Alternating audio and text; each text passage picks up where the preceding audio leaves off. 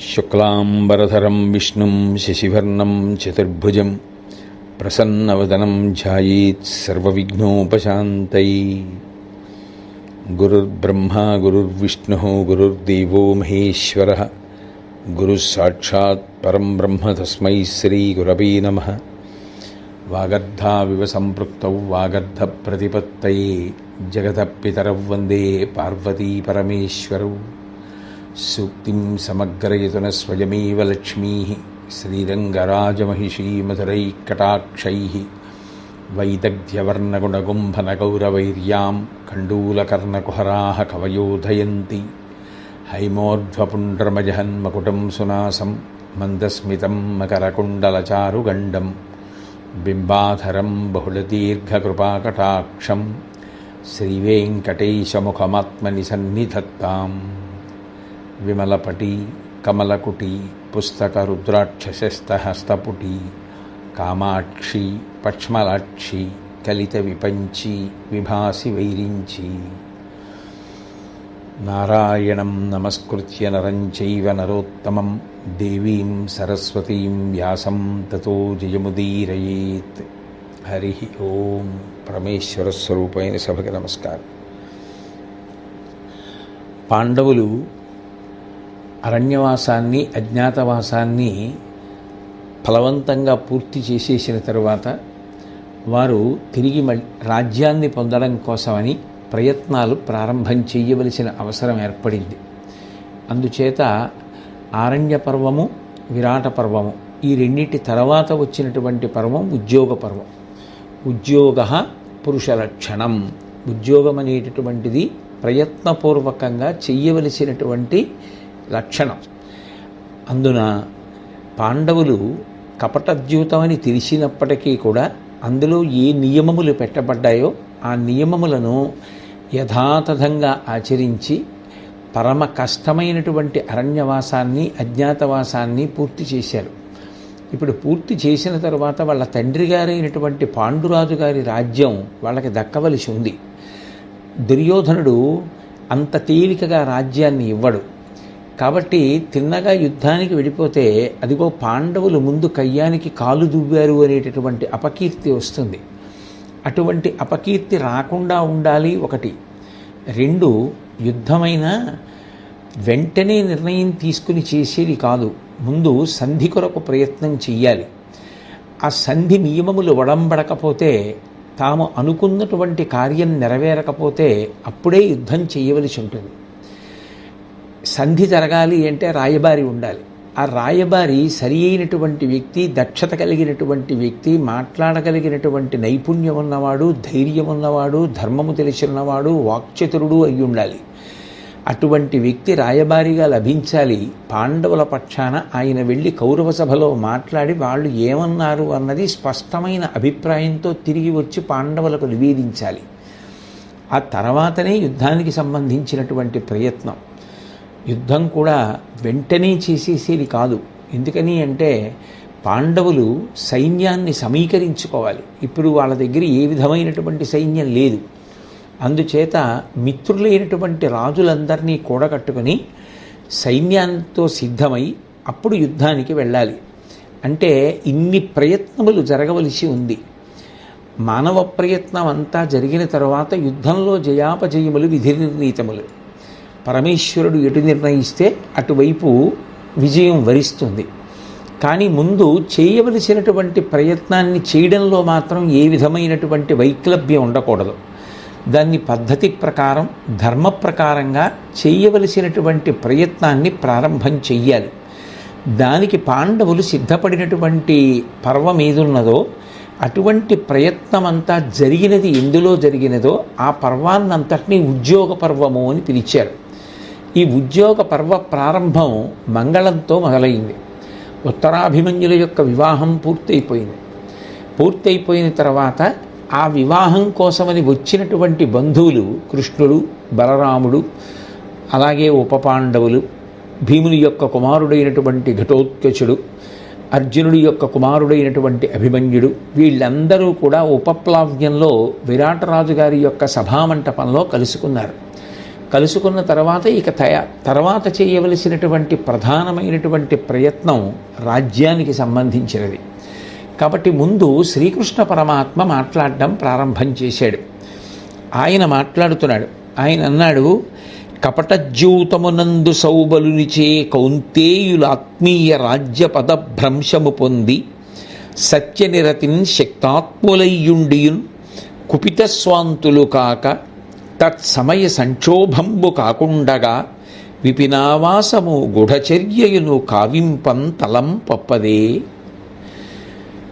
ఆ సభలో ఉన్నటువంటి వాళ్ళని ఉద్దేశించి మాట్లాడుతూ ఆయన అన్నాడు, మీ అందరికీ తెలుసున్న విషయమే. అటు ద్రుపదుడికి తెలుసు, విరాట మహారాజు గారికి తెలుసు, మిగిలిన వారికి అందరికీ తెలుసు, సాత్యకి తెలుసు, మీ అందరికీ తెలుసు. జరిగినటువంటి ద్యూతం ధర్మబద్ధమైనటువంటి ద్యూతం కాదు, అది కపట ద్యూతం. అటువంటి ఆ కపట ద్యూతమునందు ఆ శకుని చేతిలో పాండవులు సమస్తమైనటువంటి రాజ్య వైభవాన్ని పోగొట్టుకున్నారు. తమదైనటువంటి రాజ్యాన్నంతటినీ పోగొట్టుకుని అయినప్పటికీ కూడా సత్యమునందు ఆసక్తి కలిగినటువంటి వారై పరాక్రమం ఉన్నప్పటికీ ఆయుధములు చేతపట్టి ఏ విధమైనటువంటి ప్రతీకారానికి వెళ్లకుండా మనం సత్యనిష్టతో నియమములను పాలన చెయ్యాలి అనేటటువంటి ఉద్దేశ్యంతో చాలా క్లేశంతో కూడుకున్నటువంటి 12 సంవత్సరముల అరణ్యవాసం చేశారు. ఆ అరణ్యవాస సమయంలో భయంకరమైనటువంటి క్రూరమృగాల మధ్య, రాక్షసుల మధ్య నివాసం ఉన్నారు. అది అయిపోయిన తరువాత అజ్ఞాతవాసం మరీ కష్టం. అటువంటి అజ్ఞాతవాసం 1 సంవత్సరం పాటు చేశారు. ఇప్పుడు అవి పూర్తయిపోయిన తర్వాత వాళ్ళు నియమములను పాటించి వచ్చారు. వచ్చిన తరువాత వాళ్ళ రాజ్యం వాళ్ళకి దక్కడం న్యాయం. అటువంటి రాజ్యం ఇప్పుడు లభింపకపోతే ఖచ్చితంగా వాళ్ళు కుపిత మనస్కులు అవుతారు. కుపిత మనస్కులైన తరువాత అది పరాక్రమ ప్రకటనమునకు దారితీస్తుంది. అటువంటి పరిస్థితి కలగకుండా ఉండాలి అంటే ఇప్పుడు ధృతరాష్ట్రుడు ముందుకు రావాలి. ముందుకొచ్చి పెద్దరికం తీసుకుని అటు కుమారుల్ని ఇటు కుమారుల్ని కూడా శాంతియుతంగా ఉంచడం కోసం న్యాయబద్ధంగా వీళ్ళకి రావలసినటువంటి రాజ్యం ఏదైతే ఉందో, తమ్ముడికి చెందినటువంటి పాండురాజు గారికి చెందినటువంటి రాజ్యం ఏదైతే ఉందో ఆ రాజ్య భాగాన్ని ధర్మరాజు గారికి ఇచ్చేయడం అనేటటువంటిది పరమన్యాయం. కేవలం అటువంటిది కోరుకుంటాడు తప్ప వేరొకటి కోరుకునేవాడు ధర్మరాజు కాడు. ఎందుకని అంటే ధర్మ మార్గంబు తప్పక తలపుడొక్క తిరగు, ధర్మము తప్పి యుధిష్ఠరుండు పడయ నొడబడడ ఇంద్ర పదవినైన ఉచితగతి ఎంత వడచిన ఉల్లసిల్లు. ఇది ధర్మరాజు గారి యొక్క లక్షణము అని చెప్తున్నాడు శ్రీకృష్ణ పరమాత్మ. అందుకు ఆయన ఆ పక్షాన్ని బలపరచడానికి ప్రయత్నిస్తున్నాడు. ధర్మరాజు గారి యందు ఉన్నటువంటి గొప్పతనం ఏమిటంటే ధర్మము చేత కట్టబడినదైనటువంటిది తక్కువైనా ఆయనకి సంతోషదాయకం. ధర్మాన్ని విడిచిపెట్టేసి పొందినటువంటి ఇంద్ర పదవిని కూడా ఆయన ఇష్టపడ్డాం. అంటే ఆయనకి ఎంత సంపాదించాం, ఎంత మన దగ్గర ఉంది, మన దగ్గర పరాక్రమం ఉంది కాబట్టి లేదా వేరొక మార్గంలో దేన్ని సంపాదించగలం అన్నదానికన్నా ధర్మాన్ని పాటించామా లేదా అన్నది ప్రధానం. ఏ మార్గాన్ని అనుసరించాం మనం సంపాదించడానికి అన్నదానికి పెద్దపీట వేస్తాడు తప్ప మార్గం గురించి ఆలోచించకుండా కేవలం ఫలితాన్ని ప్రయోజనాన్ని ఆశించేటటువంటి వాడు ధర్మరాజు కాడు. అంటే ఆయన నిరంతరం ధర్మమును అపేక్షిస్తూ ఉంటాడు. అటువంటి ధర్మరాజు గారు కాబట్టి ఇంతకాలం నుంచి అంత ఓపిక పట్టి ఉన్నాడు. ఇప్పుడు ఇటువంటి వాడి గురించి ఆలోచించవలసినటువంటి అవసరం మనందరి మీద కూడా ఉంది. కాబట్టి ఇప్పుడు మనం ఎటువంటి ప్రయత్నం చెయ్యాలి అన్న దాని మీద మీ అందరూ కూడా ఆలోచన చెయ్యండి. మీరు ఏ కర్తవ్యాన్ని ఉపదేశిస్తే బాగుంటుందో, మనం ఎటువంటి మార్గంలో విడితే బాగుంటుందో పెద్దలు కనుక మీ అందరూ కూడా మీ భావాన్ని పంచుకోండి. మీరు మీ భావాన్ని పంచుకునే ముందు మొట్టమొదట నా భావాన్ని చెప్పడానికి నేను ప్రయత్నిస్తానని చెప్పి కృష్ణ పరమాత్మ స్పష్టంగా తన అభిప్రాయాన్ని చెప్తున్నాడు. పాండవులకు ఇవ్వవలసినటువంటి రాజ్యాన్ని ఇవ్వడానికి దుర్యోధనుడు అంగీకరించకపోతే ఖచ్చితంగా ఇక శాంతి మార్గాన్ని విడిచిపెట్టి పరాక్రమ ప్రకటనం వైపుకి ధర్మరాజు పాండవులు వెళ్ళవలసి ఉంటుంది. అవతల దుర్యోధనుడు కూడా యుద్ధానికి ఆసక్తి చూపి యుద్ధరంగంలో కలుసుకోవడానికే ఇష్టపడినా కేవలం బాహుపరాక్రమం ఉంది కాబట్టి యుద్ధం చేయడానికి పాండవులకి అవతల వైపు ఎంత సైన్యం ఉన్నా పర్వాలేదు అని నిర్ధారించడం కూడా సాధ్యం కాదు. ఎందుకనంటే యుద్ధం చెయ్యాలనేటటువంటి కృతనిశ్చయంతో పాండవులకు రాజ్యం ఇవ్వకూడదన్న అభిప్రాయంతో దుర్యోధనుడు ఉన్నాడు కాబట్టి ఇప్పటికే సైన్యాలను సమీకరించుకోవడం మొదలుపెట్టాడు. ఇప్పుడు అవతలి వారు అంత సైన్యంతో యుద్ధానికి వస్తే ఎంత భుజపరాక్రమం ఉన్నవాళ్ళైనా అశేషమైనటువంటి సైన్యంతో కేవలం కొద్దిమంది యుద్ధం చేయడం అనేటటువంటిది అంత తేలిక మార్గం కాదు. కాబట్టి పాండవులు కూడా వాళ్ళ యొక్క మిత్రుల యొక్క సహాయాన్ని తీసుకోవాలి. తీసుకున్న తర్వాత రెండు వైపులా కూడా చాలా పెద్ద పెద్ద సైన్యములు సమీకరింపబడతాయి. సమీకరింపబడి ఇద్దరు యుద్ధభూమిలో కలుసుకుంటారు. కలుసుకున్న తర్వాత అది దేవదానవ సంగ్రామం ఎలా ఉంటుందో అంత భయంకరమైనటువంటి సంగ్రామం జరుగుతుంది. ఎందుకనంటే పాండవులు ఎంత శక్తివంతులైనా కావచ్చు, అవతల పక్షాన్ని తక్కువ చేయడం కూడా సాధ్యం కాదు. వాళ్ళు కూడా అంత గొప్ప పోరాట పటిమను ప్రదర్శిస్తారు. అప్పుడు అంత పెద్ద యుద్ధం జరుగుతుంది. ఇప్పుడు కేవలం ఒక ఊహ చేత ఇటువంటిది జరుగుతుందని చెప్పడం తప్ప అవతల వారి యొక్క మనస్థితి ఖచ్చితంగా ఎలా ఉంది, అసలు వాళ్ళు ఏమనుకుంటున్నారు అన్నది తెలియాలి. అది తెలియాలి అంటే ఎవరో ఒకరిని ఇక్కడి నుంచి కౌరవ సభకి పంపాలి. ఆయన తగినటువంటి దక్షత కలవాడై ఉండాలి. ఆయన వెళ్ళి మాట్లాడి వచ్చిన తరువాత అసలు కౌరవులు రాజ్యభాగాన్ని పాండవులకు ఇవ్వడానికి ఏ విధంగానూ ఉత్సాహంతో లేరు అన్న విషయం నిర్ణయం అయిపోతే అప్పుడు మనం తర్వాత ఏం చెయ్యాలి అన్న విషయం మీద కూర్చుని మాట్లాడుకుని ప్రయత్నం ప్రారంభం చేయవలసి ఉంటుంది. కాబట్టి ఎవరినైనా రాయబారానికి పంపిస్తే బాగుంటుంది అనేటటువంటిది నా యొక్క ఉద్దేశ్యం. కాబట్టి మీ అందరూ ఏమంటారు అన్నదాన్ని కూడా ఆలోచన చేసి కర్తవ్యాన్ని ఉపదేశం చేస్తే ఇరుపక్షాల వారికి ఇది మేలైనది, ధర్మయుక్తమైనది, శ్రేష్టమైనది అయిన మార్గంలో మనం ప్రయాణం చేద్దాం అని చెప్పినప్పుడు వెంటనే బలరాముడు లేచాడు. లేచి ఆయన అన్నాడు, నిజమే, శ్రీకృష్ణుడు చెప్పినటువంటి మాట పరమ యథార్థం. అటువంటి ప్రయత్నం జరగవలసినది. తమ సగుపాలు కోలుపడి దానిన ఇప్పుడు కోరు వీరికిన్ సముచిత వృత్తినిచ్చి తమ సామున సంతసమందియున్కి యుక్తము ధృతరాష్ట్రసూనునకు దాననపాయము లేకయుండు కోపముడిగి వీరు చేయుదురు బాంధవము ఈ జగము ప్రియంపడున్. కృష్ణుడు చెప్పినట్టుగా ఇద్దరూ ప్రశాంతమైనటువంటి మార్గాన్ని ఎంచుకుంటే చాలా బాగుంటుంది. ఎందుకని అంటే వీళ్ళు రాజ్యాన్ని కోల్పోయారు, ఇన్ని ఇడుములు పడ్డారు, ఇప్పుడు తిరిగి వచ్చారు, వాళ్ళు పాటించవలసినటువంటి నియమాల్ని పాలన చేశారు. కాబట్టి ఖచ్చితంగా వీళ్ళకి రావలసినటువంటి రాజ్యం ఏదైతే ఉందో దాన్ని దుర్యోధనుడు సముచితంగా తనకి రావలసిన సగంతో తాను తృప్తిపడి వీళ్ళకి రావలసిన రాజ్యాన్ని వీళ్ళకి ఇచ్చేస్తే పరమ ప్రశాంతంగా ఉంటుంది, ఎవరికీ కీడు ఉండదు. పైగా దాని వలన పాండవులు కూడా కోపాన్ని విడిచిపెట్టేసి బంధుత్వాన్ని కలుపుకుని బంధుత్వాన్ని నెరపుతారు. దాని వలన లోకానికి కూడా శాంతి కలుగుతుంది, ఈ యుద్ధం జరగకుండా ఉంటుంది. కాబట్టి అటువంటి ప్రయత్నం మంచిదే, ఇద్దరూ ప్రశాంతంగా ఉండడమే మంచిది. కాకపోతే మాట పొందిరింగి యొటమై నల్లన చేరి కౌరవేందు చిత్తవృత్తికి అనుగుణంబుగాగా నానతుండకుచూ ప్రార్థించి అడగకున్నా తెరగుపడదు. అయితే ఎవరైతే పాండవులకు రావలసినటువంటి రాజ్యం గురించి అడగడానికి రాయబారిగా కౌరవుల దగ్గరికి వెడతాడో ఆ వెళ్ళేటటువంటి వ్యక్తి యొక్క సమర్థత మీద ఇది ఆధారపడి ఉంటుంది. కాబట్టి వెళ్ళేటటువంటి వ్యక్తి చాలా జాగ్రత్తగా మెల్లగా ఆ దుర్యోధనుడి యొక్క మనస్థితికి అనుకూలంగా, అతని యొక్క గర్వము అతిశయము అందరికీ తెలిసున్నదే కాబట్టి అతని యొక్క అతిశయానికి తగిన రీతిలో ప్రవర్తించాలి. చాలా నమ్రతగా ఉండాలి, అతని దగ్గర వినయపూర్వకంగా ప్రార్థన చేసి అతన్ని వేడుకోవాలి తప్ప అతన్ని ఏదో శాసించడానికి ప్రయత్నం చేయడమో యువతల వారి బలం గురించి అతన్ని హెచ్చరించే ప్రయత్నమో చేయకూడదు. ఎంతో వినయంగా మాట్లాడాలి దుర్యోధనుడి దగ్గర. అంతేకాదు, ఇత పూర్వం ఆ దుర్యోధనుడి యొక్క అతిశయానికి గర్వానికి సంకోచించినటువంటి ధర్మరాజు గారు ఆ దుర్యోధనుడితో జూదానికి వెళ్ళాడు.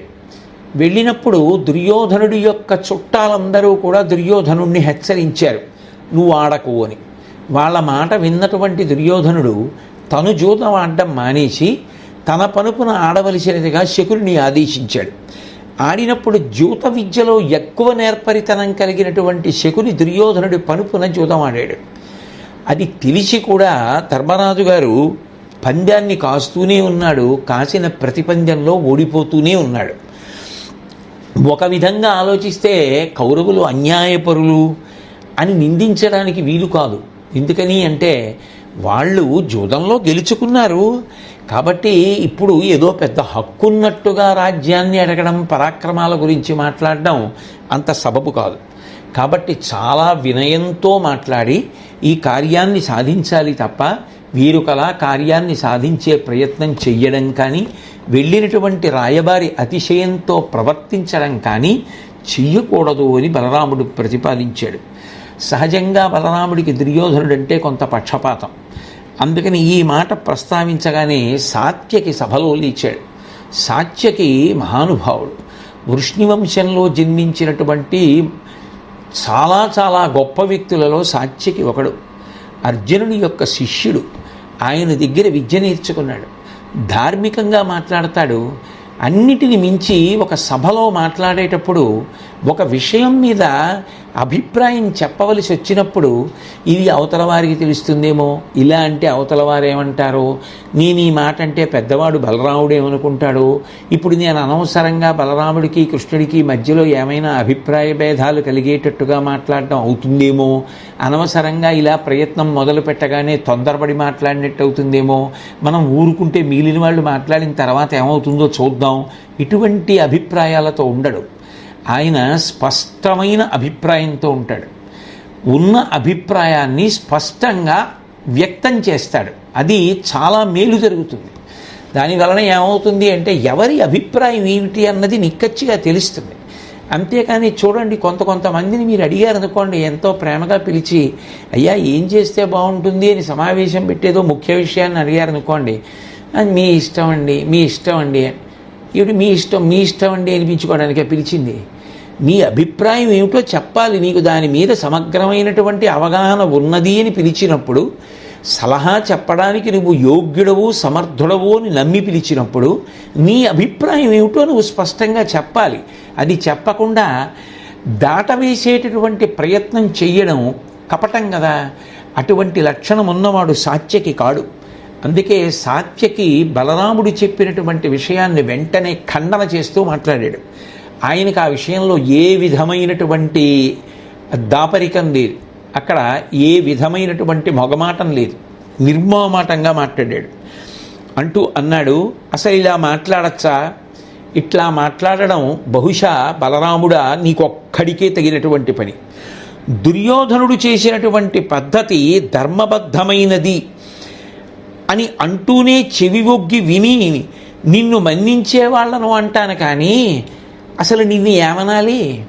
నువ్వు చెప్పినటువంటి మాట చాలా బాగుంది అని చెవివొగ్గి వినేవాళ్ళు ఎవరైనా ఉంటే వాళ్ళని అనాలి.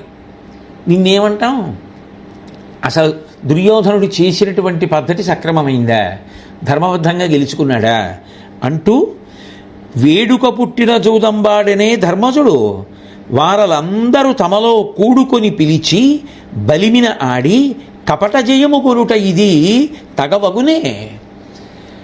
అది ధర్మరాజు గారు తనంత తానుగా కోరుకుని రండి మనందరం జూదం ఆడుకుందాం, ఇలా పందాలు ఎట్టుకుందాం అని చెప్పి ధర్మరాజు గారు ప్రతిపాదించాడా? అది క్షాత్రధర్మం. అలా అయితే వస్తాడు, వస్తే ఓడించవచ్చు, వాళ్ళకి పరాక్రమం ఎక్కువ, పెరిగిపోతే ప్రమాదం అని దుష్టచతుష్టయం అంతా కూర్చుని వాళ్ళల్లో వాళ్ళు మాట్లాడుకుని కపట బుద్ధితో కుట్ర చేసి కుతంత్రం చేసి పిలిచి కేవలం సుహృద్యూతమని పేరు పెట్టి కూర్చోపెట్టి ప్రమాదకరమైనటువంటి రీతిలో ఆడి అవమానాల పాలు చేసి తర్వాత మళ్ళీ అనుజ్యూతాన్ని కల్పించి ధర్మరాజు గారి యొక్క రాజ్యాన్నంతటినీ తీసేసుకుని వాళ్ళు ఒకవేళ ఇంకా అక్కడే రాజ్యంలో ఉంటే వాళ్ళ మీద ప్రజలకి సానుభూతి ఏర్పడుతుందేమోననేటటువంటి భయంతో 12 ఏళ్ళు అరణ్యవాసం 1 సంవత్సరం అజ్ఞాతవాసం అనేటటువంటి నియమాన్ని పెడితే వాళ్ళు ప్రజలకి దూరంగా ఉంటే వాళ్ళ గురించిన ఆలోచన ప్రజల మనసులలో తొలగిపోతే రాజ్యాధికారాన్ని సంపాదించుకోవడం తేలిక అనేటటువంటి కపట బుద్ధితో కుట్రతో ఎంతో ఆలోచించి పిలిచి ఆడి దాన్ని నిర్వర్తించారు తప్ప అంత తేలికగా ధర్మరాజు గారు తనంత తానుగా కోరి వెళ్ళి ఆడి జూదంలో ఓడిపోయిందా? అన్నీ తెలిసి కూడా బలరాముడు ఇలా మాట్లాడచ్చా? అది ధర్మరాజు గారు తనంత తానుగా పోగొట్టుకున్నదా? ధార్మికంగా దుర్యోధనుడు సంపాదించుకున్నదా? ఎలా చెల్లుతుంది? అది కావాలని వాళ్ళందరూ కుట్ర చేసి ఆలోచించినది, అంతేకాని కాకతాళీయంగా జరిగిన క్రీడ కాదు. అటువంటప్పుడు మనం శాంతి శాంతి అనేటటువంటి పలుకులు పలికినంత మాత్రాన ఇంత కుట్రలు చేసేటటువంటి స్వభావం ఉన్నటువంటి దుర్యోధనుడు రాజ్యభాగాన్ని తిరిగి పాండవులకి ఇస్తాడా? పాండవులది పొందడం సాధ్యం అవుతుందా? సాధ్యం కాదు. పైగా క్షత్రియుడనేటటువంటి వాడు రాజ్యలక్ష్మిని పొందాలి అనుకుంటే ఉత్తమ మార్గం యుద్ధం చెయ్యడమే. యుద్ధం చేసి పౌరుష ప్రతాపాలు ప్రకటనం చెయ్యాలి. ప్రకటనం చేసి యుద్ధంలో విజయలక్ష్మిని సాధించాలి. అంతేకాని ఇలా శాంతి శాంతి అంటూ కూర్చుంటే దాని వలన దుర్యోధనుడు వంటి వాడు రాజ్యాన్ని తిరిగి ఇస్తాడా? పైగా ఆ దుర్యోధనుడు సద్బుద్ధి కలిగినటువంటి వాడు కాడు. పోని నచ్చజెప్పి మంచి మాటలు చెప్పి మంచి పని జరిగేటట్టుగా చూడ్డానికి అక్కడ ఉన్నటువంటి పెద్దరికం ఉన్న ధృతరాష్ట్రుడు కొడుకు బుద్ధి ఎటువంటిదో అటువంటి బుద్ధి ఉన్నవాడు. ఇంకా అవసరమైతే ఒక పాలు ఎక్కువ ఆలోచించగలిగిన వాడు కుట్రల విషయంలో. ఇంకా దుష్టమైన బుద్ధి ఉన్నవాడు, కొడుకు మాత్రమే బాగుపడాలని కోరుకునేటటువంటి వాడు, పెనువేప విత్తు, అటువంటి వాడు ఉండగా ఇటువంటి కార్యాలు నెరవేరుతాయా? శాంతి మార్గంలో ఈ సమస్య పరిష్కరింపబడుతుందా? అది జరిగేది కాదు. కాబట్టి పౌరుష ప్రతాపములతో సాధించవలసినదే. యుద్ధమే వస్తే నా బాణములు చాలు. నిజంగా కూడా సాత్యకి గొప్పవాడు. ఎందుచేత అంటే పాండవుల పక్షంలో చిట్ట చివర మిగిలిపోయినటువంటి యనమండుగురిలో సాత్యకి ఒకడు. అంత గొప్పగానూ యుద్ధం చేశాడు. అటువంటి సాత్యకి యుద్ధమే వస్తే నా బాణములు చాలు, నేను శత్రువీరులను పడగొట్టగలను. అంతేకాదు యువతల వైపు ఉన్నవాళ్ళేం తక్కువ కారు. భీమార్జున నకుల సహదేవులు ఉన్నారు. వాళ్లే యుద్ధానికి వస్తే భీముడే భుజపరాక్రమాన్ని చూపించడం ప్రారంభం చేస్తే అర్జునుడు గాంధీవాన్ని చేతపట్టి సవ్యసాచి బాణములు వేయడం ప్రారంభం చేస్తే నకుల సహదేవులిద్దరూ పేట్రేగి యుద్ధం చేస్తే యువతల వైపు ఉన్నటువంటి పాంచాల దేశ వీరులు వృష్టివంశ శ్రేష్ఠులు వీళ్ళందరూ కూడా యుద్ధంలో తలపడితే అంత తేలికేం కాదు కౌరవులకి విజయం సాధించడం. ఏదో మేము సైన్యాన్ని సమీకరించాం కాబట్టి అటు 5గురే ఉన్నారు కాబట్టి మేము వాళ్ళని మట్టు పెట్టడం చాలా తేలిక అనుకోవడం తేలిక మాట ఏం కాదు. కాబట్టి వాళ్ళు అంత తేలికగా యుద్ధంలో గెలవలేరు. పైగా ఇంత బలం ఉన్నవాళ్ళు కాబట్టి ఖచ్చితంగా పాండవులే యుద్ధంలో గెలుస్తారు. దుర్యోధనుడే మట్టు పెట్టబడతాడు. ఇక రాజ్యాన్ని పొందడానికి ఇటువంటి మార్గం ఒకటి ఉండాలి, ప్రయత్నం చెయ్యాలి అని మీరు అంటారా? నేను ఒక మాట చెప్తాను. మర్యాద పోకూడదు, గౌరవం పోకూడదు. అటువంటి మార్గంలో జరగాలి. దుర్యోధనుడు తనంత తానుగా ధర్మరాజు గారి మర్యాదకి ఏ పాటి భంగమో వాటిల్లకుండా ఉండేటటువంటి రీతిలో పాండురాజు యొక్క రాజ్యాన్ని తనంత తానుగా గౌరవప్రదంగా పాండవులకు తిరిగి ఇచ్చివేయడానికి ప్రతిపాదన చేస్తే సుముఖంగా ఉండి అంగీకరించాలి తప్ప వినయ విధేయతలతో దుర్యోధనుణ్ణి బ్రతిమాలుకుని రాజ్యం తీసుకోవలసినటువంటి అగత్యం ఇన్ని కష్టాలు పడి ఇంత ఓర్పు పట్టినటువంటి పాండవులకు ఇంకా ఉండవలసినటువంటి అవసరం లేదు.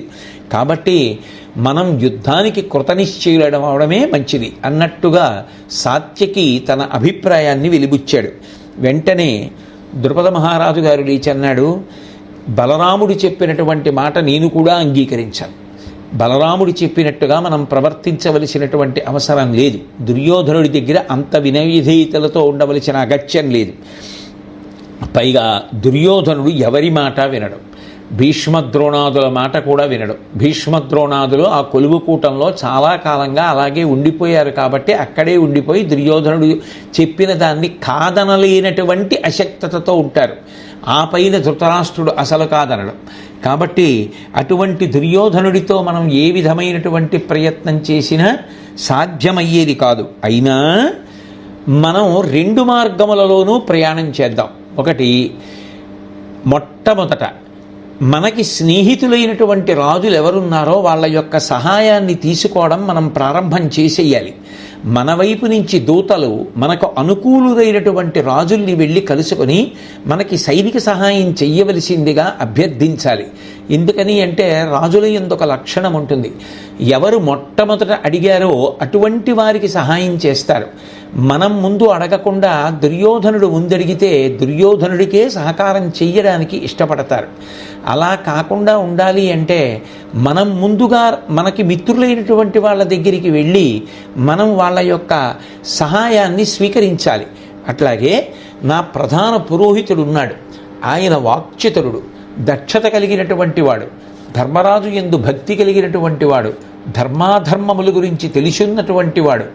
ఆయనని పిలిచి కూర్చోపెట్టి ఈ సమస్య గురించి అవతల వారి స్వభావముల గురించి వివరించి మనం పంపిస్తే కార్యాన్ని సాధించి రాగలడు. కాబట్టి మనం నా ప్రధాన పురోహితుణ్ణి ఒకవైపు నుంచి రాయబారానికి పంపుతూనే వేరొక వైపు నుంచి యుద్ధ ప్రయత్నాలు మనం కూడా చేసుకోవడం మంచిది. ఎందుకనంటే ఇప్పటికే దుర్యోధనుడు అటువంటి ప్రయత్నాన్ని ప్రారంభం చేసేశాడు కాబట్టి మనం కూడా అటువంటి ప్రయత్నాన్ని మొదలు పెడదామన్నారు. ద్రుపద మహారాజు చేసినటువంటి ప్రతిపాదనని సభలో ఉన్నటువంటి అందరూ అంగీకరించారు. అంగీకరించిన తరువాత వివాహానికి వచ్చి చాలా రోజులైంది, అనేకమైన కార్యక్రమాలు ఇంకా ఊరు వెళ్ళి చేసుకోవలసినవి ఉన్నాయి. కాబట్టి మేము ఊరు బయలుదేరుతాం. ఈ ద్రుపద పురోహితుడు వెళ్ళి వచ్చిన తరువాత వచ్చేటటువంటి ఫలితాన్ని బట్టి మళ్ళీ మనందరం తిరిగి కలిసి కూర్చుని మాట్లాడి తరువాత చేయవలసినటువంటి పనులను నిర్ణయం చేద్దామని చెప్పి వాళ్ళందరి దగ్గర వీడ్కోలు తీసుకుని కృష్ణ పరమాత్మ, వెనక బలరాముడు, సాత్యకి మొదలైన వారందరూ కూడా వారి వారి రాజ్యానికి వెళ్ళిపోయారు. ఇక ఈ ద్రుపద పురోహితుణ్ణి ద్రుపద మహారాజు గారు పిలిచి కూర్చోపెట్టి మాట్లాడవలసినటువంటి విధి విధానముల గురించి వివరించి ఆయనని హస్తినాపురానికి పంపించాడు. ఆ హస్తినాపురానికి ద్రుపద ప్రధాన పురోహితుడు బయలుదేరి వెళ్ళాడు. ఇక్కడ దుర్యోధనుడు బయలుదేరి శ్రీకృష్ణ పరమాత్మని కలుసుకోవడం కోసమని ద్వారకా నగరానికి వెళ్ళాడు. అదే రోజున అర్జునుడు కూడా వెళ్ళాడు. ఇద్దరూ ద్వారకా నగరానికి చేరుకున్నారు. ఇద్దరి యొక్క ఉద్దేశ్యం ఒక్కటే, రాబోయేటటువంటి భయంకరమైన యుద్ధంలో కృష్ణ పరమాత్మ యొక్క సహాయ సహకారములను అపేక్షించడానికని వెళ్ళారు. అంత తెలియనివాడా, మహానుభావుడు, పరిపూర్ణావతారం, ఎవరు వస్తున్నారో, ఎందుకు వస్తున్నారో, ఎవరిది వినయమో, ఎవరిది విధేయతో, ఎవరిది పాత్రతో, ఎవడు అపాత్రుడో, ఎవడు ధర్మాత్ముడో, ఎవడు అధర్మాత్ముడో తెలియనివాడా శ్రీకృష్ణ పరమాత్మ. ఆయన హంసతూలికా తల్పం మీద నిద్రపోతున్న వాడిలా పడుకుని ఉన్నాడు. అతడు పవడింప మును కౌరవాధినాథుడెరిగి తలయంపి దశ నులతాసనమున నుండే పదపడి కాల్కడ యొద్ద కల్లజని వినమ్రుడై నిలిచుండే సవ్యసాచి. ఆ శ్రీకృష్ణ పరమాత్మ పడుకుని ఉండగా ఆ ముందు వెళ్ళినటువంటి దుర్యోధనుడు చూశాడు. ఓహో, నిద్రపోతున్న వాడిని లేపకూడదు కదా, లేచిన తర్వాత మాట్లాడదామని కాళ్ళ వైపు కూర్చోవడం ఏమిటి అని తల ఎటువైపు పెట్టి శ్రీకృష్ణ పరమాత్మ పడుకుని ఉన్నారో అటువైపు ఉన్నటువంటి ఒక ఆసనంలో ఆసీనుడై ఉన్నాడు. ఆ వెనక అర్జునుడు వచ్చాడు. వచ్చి పడుకున్నటువంటి కృష్ణ పరమాత్మని చూశాడు. ఆయన పాదముల వైపు నిలబడి ఉన్నాడు, ఆయన కూర్చోలేదు. అది అర్జునుడి యొక్క వినయం. దుర్యోధనుడి యొక్క అతిశయం, దుర్యోధనుడి యొక్క గర్వం అలా ఉంటాయి. అందుకని తలవైపు ఉన్న ఉచితాసనంలో దుర్యోధనుడు కూర్చుంటే పాదముల వైపు నిలబడి ఉన్నాడు అర్జునుడు. ఇప్పుడు అలా ఉండగా కొంతసేపటికి నిద్ర లేచిన వాడిలా కృష్ణ పరమాత్మ లేచాడు. లేచి మొట్టమొదట కాళ్ల వైపు ఉన్నవాడు కనపడతాడు కాబట్టి అర్జునుణ్ణి చూశాడు. తర్వాత తలవైపు ఉన్నటువంటి దుర్యోధనుణ్ణి చూశాడు. నీవిట మున్నవచ్చితివి ఇది నిక్కము పార్థుని తొల్తగాంచితిన్ కావున మీకు ఇద్దరొక గౌరవమొప్పక తోడుపాటు సద్భావము దీనికిం తెరగు తప్పకయుండగ నేర్పరించెదన్ నీ వలపెట్టులట్ల తగ నీవును ఈతడు కొరికొండుగిన్. దుర్యోధన, నువ్వు నా దగ్గర సహకారం కోసం వచ్చావు, అర్జునుడు నా దగ్గర సహకారం కోసం వచ్చాడు. ఎందుకని? లేచిన తర్వాత ఇద్దరు అడుగుతారు కదా ఈ పని మీద వచ్చామని. కాబట్టి ఇద్దరు వచ్చారు. కానీ నేను మొట్టమొదట చూసింది మాత్రం అర్జునుడిని చూశాను. నువ్వు నా చేత తర్వాత చూడబడ్డావు. కాబట్టి నేను నా దగ్గర ఉన్నటువంటి బలాబలాల్ని సమానంగా విభాగం చేస్తాను. మీకు ఏది కావాలంటే అది కోరుకుందురు కానీ చిన్నవాడు కదా దుర్యోధన నీకన్నా. కాబట్టి చిన్నవాడిని ముందు కోరుకునేటటువంటి అవకాశం ఇవ్వకపోతే రేపు పెద్దవాడికి అవకాశం ఇచ్చేశారు, చిన్నవాడిని అమాయకుడిని చేశారన్న మాట రాకుండా ఉండాలి అంటే అర్జునుడికి అవకాశం ఇద్దాం. అర్జునుడు కోరుకోగా మిగిలింది ఏది ఉంటే అది నీకు అన్నాడు. రెండు వైపులా ఉండేటటువంటి బలగాలు, రెండుగా చేసినటువంటి బలగాల గురించి మాట్లాడాడు. నా దగ్గర 10,000 మంది యోధులైనటువంటి వారు ఉన్నారు. వాళ్ళందరి పేరు కూడా నారాయణ అన్న పేరుతో ఉన్నవారే. అందరూ కూడా గొప్పగా యుద్ధం చేయగలిగినటువంటి వారే. వాళ్ళందరూ ఒక పక్క, నేను ఒక్కడిని ఒక పక్క. నేను నిరాయుధ వ్యాపారతమై నుండువాడ పరమాప్తుడనై. నేను ఆయుధం పట్టను, కానీ ఎవరి పక్షాన నేను కోరబడతానో వాళ్ళ పట్ల మాత్రం పరమ ఆప్యాయతతో ఉంటాను. ఏ ఆయుధం పట్టుకోండి, ఏం కావాలో కోరుకోండి అని ముందు అర్జునుడిని అడగమన్నాడు. అడగమంటే వెంటనే ఆ అర్జునుడు అన్నాడు, శ్రీకృష్ణ పరమాత్మ యొక్క సహాయం కన్నా నాకు కావలసింది ఉంది అని మనసులో అనుకుని నాకు కృష్ణుడే కావాలి అన్నాడు. వెంటనే దుర్యోధనుడు చాలా సంతోషించాడు. పోన్లే, ఆయుధం పట్టని వాడు మన మీద ప్రేమ చూపించి ఉంటానంటే మనకు వచ్చే ఉపయోగం ఏమిటి? 10,000 మంది యోధులు మన వైపుకు వస్తున్నారు, ఇంకింతకన్నా మనకి కావలసిందే ఉంది. వాళ్ళు గొప్పగా యుద్ధం చేయగలిగిన వాళ్ళని సంతోషించి కృష్ణ పరమాత్మ దగ్గర సెలవు తీసుకుని దుర్యోధనుడు బయలుదేరి వెళ్ళి బలరాముణ్ణి కలుసుకున్నాడు. బలరాముణ్ణి కలుసుకొని బలరాముడికి నమస్కరించి బలరాముణ్ణి తన వైపు యుద్ధం చెయ్యమని అడిగాడు. అడిగితే బలరాముడు అన్నాడు, ఉపప్లావ్యంలో అసలు ఈ యుద్ధం గురించినటువంటి సభ ఒకటి జరిగింది పాండవుల పక్షాన. అందులో ఓ దుర్యోధన, నేను నీ పక్షానే మాట్లాడాను. మాట్లాడితే అక్కడ ఉన్నవారికి ఎవ్వరికీ కూడా అది అంగీకారయోగ్యము కాలేదు. వాళ్ళందరూ కూడా నాకన్నా భిన్నాభిప్రాయాన్ని స్వీకరించారు. బహుశः అక్కడ జరిగినటువంటి విషయాల గురించి నీకు తెలియకుండా ఉండదు.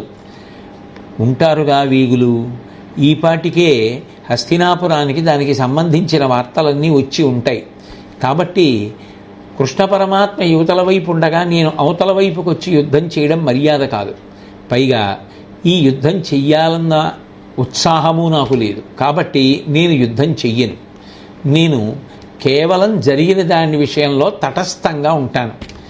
సరే, బలరాముడు ఎటు యుద్ధం చెయ్యనన్నాడు అన్న క్లేశంకించే దుర్యోధనుడికి బహుశः మనసులో ఉన్న ఒక నమస్కారం చేసి అక్కడి నుంచి బయలుదేరాడు.